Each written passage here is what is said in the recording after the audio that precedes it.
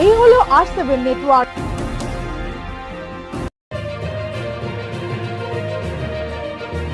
আর আপনারা দেখছেন R7 বাংলা, বাংলার কথা বাঙালির মুখে।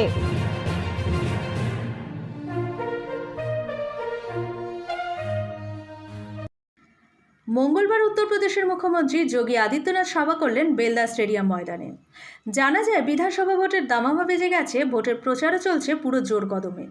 ভোট প্রচারের জন্য বিভিন্ন জায়গায় সভা করছেন রাজনৈতিক সমর্থক থেকে শুরু করে নেতৃত্বরাও। সেই মতো মঙ্গলবার বিজেপি নেতা তথা উত্তরপ্রদেশের মুখ্যমন্ত্রী যোগী আদিত্যনাথ সভা করলেন বেলদা স্টেডিয়াম ময়দানে।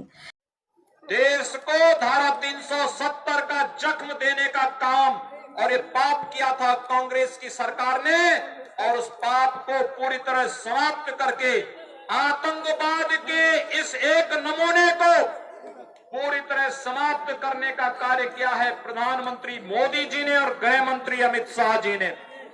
आज कश्मीर में धारा 370 समाप्त हुई।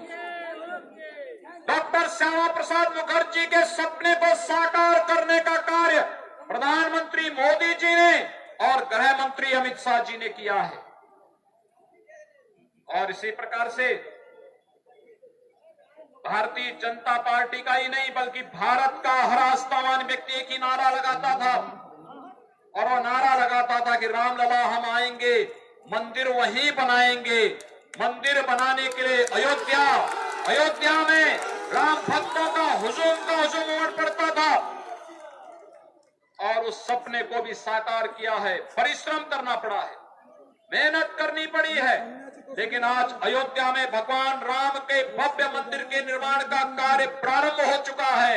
और मैं आप सभी मेदिनीपुर के सभी भाइयों और बहनों का आह्वान करूंगा, अयोध्या में अगले 3-3.5 वर्षों के अंदर भगवान राम का भव्य मंदिर बनेगा, और फिर अयोध्या में भगवान राम के भव्य मंदिर में उनका दर्शन करने के लिए आप पधारिए।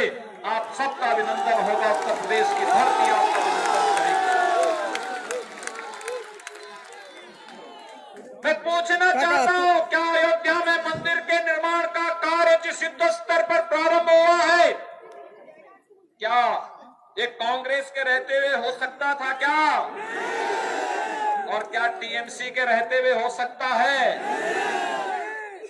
तो फिर जब भारतीय जनता पार्टी सड़क भी देगी, बिजली भी देगी, पानी भी देगी, स्वास्थ्य की सुविधा भी देगी, किसानों को किसान सम्मान निधि भी दे रही है, हर प्रकार की सुविधा, गरीबों को खाद्यान्न उपलब्ध करवा रही है, तो सत्ता में रहने का अधिकार भारतीय जनता पार्टी को ही होना चाहिए ना। और यही तो मैं कहना के लिए आया हूं। आप देखिए, उत्तर प्रदेश में भारतीय जनता पार्टी की सरकार है पिछले 4 सालों से, और भाइयों बहनों, 4 वर्ष में हमने उत्तर प्रदेश में 40 लाख गरीबों को एक आवास प्रधानमंत्री आवास योजना के रूप में दिया है। ये काम बंगाल में भी हो सकता था। 1,38,00,000 गरीब परिवारों को निःशुल्क विद्युत के कनेक्शन उपलब्ध करवाए हैं। 6 करोड़ गरीब लोगों को स्वास्थ्य बीमा का, आयुष्मान भारत का कार्ड उपलब्ध करवाने का कार्य किया है, और 2,42,00,000 किसान परिवारों को प्रधानमंत्री किसान सम्मान निधि दी है, जिसमें 6,000 रुपए सालाना उन किसान परिवारों को स्वतः ही डीबीटी के माध्यम से इनके अकाउंट में पैसा आता है। यह काम बंगाल में भी हो सकता था। मेदिनीपुर और आसपास का क्षेत्र तो धान उत्पादन का केंद्र बिंदु है, लेकिन বিকেলে সভা করার আগে সকাল থেকে গো ব্যাক স্লোগানের পোস্টার পড়েছিল পুরো বেলদা শহর জুড়ে। এই সভাতে সাধারণ মানুষ থেকে শুরু করে দলের কর্মী সমর্থকদের উচ্ছ্বাস ছিল চোখে পড়ার মতো। এদিন বিকেলে এই সভাতে উত্তরপ্রদেশের মুখ্যমন্ত্রী যোগী আদিত্যনাথ সভা করার সময় বিজেপির বিরুদ্ধে মামলাগুলি তুলে ধরলেন, যেই মামলাগুলির মধ্যে বিরোধী দলগুলি বিজেপি দলকে প্রতিনিয়ত কোণঠাসা করার চেষ্টা করেছে। প্রধানমন্ত্রী যেভাবে দেশের গণতন্ত্র ও অর্থনৈতিক দিকগুলি ঠিক করার চেষ্টা করছেন, সে প্রসঙ্গেও কিছু কথা বলেন তিনি। देश की सुरक्षा और संप्रभुता की रक्षा कैसे होनी चाहिए, इसकी सोच दी। मोदी जी ने देश के अंदर इंफ्रास्ट्रक्चर डेवलपमेंट के माध्यम से रोजगार की संभावनाओं को कैसे बढ़ाना है, इसकी सोच मोदी जी ने देश को दी।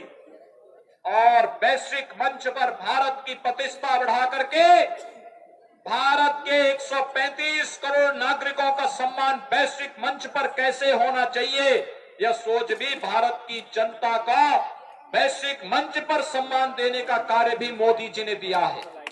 और भाइयों बहनों, जब केंद्र और प्रदेश में एक विचारधारा की सरकार और एक पार्टी की सरकार होती है तो उसका लाभ भी उसी प्रकार से प्राप्त होता है। और यह उसी प्रकार से प्राप्त होने की श्रृंखला में ही आपका आह्वान करने के लिए आया हूं। जैसे उत्तर प्रदेश डबल इंजन की सरकार की तरह काम कर रही है, उत्तर प्रदेश में भारतीय जनता पार्टी की सरकार और दिल्ली में भारतीय जनता पार्टी की सरकार दोनों मिलकर गांव के लिए, गरीब के लिए, किसान के लिए, नौजवान के लिए, महिलाओं के लिए कार्य कर रही हैं और विकास को तेजी के साथ आगे बढ़ाने का कार्य कर रही हैं। उसी प्रकार का कार्य बंगाल में हो सकता है और इसीलिए हम सब आपके पास आए हैं।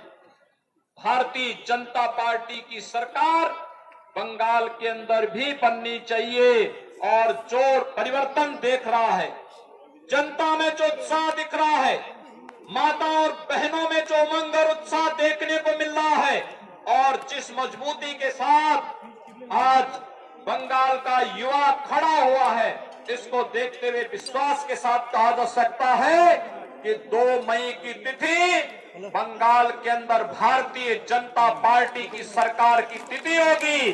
और जब भारतीय जनता पार्टी की सरकार आएगी तो विश्वास के साथ कह सकते हैं, जिन लोगों ने भारतीय जनता पार्टी के कार्यकर्ताओं को निशाना बना करके हमले किए हैं, कानून उनके लिए अपना काम 2 मई के बाद करना प्रारंभ कर देगा।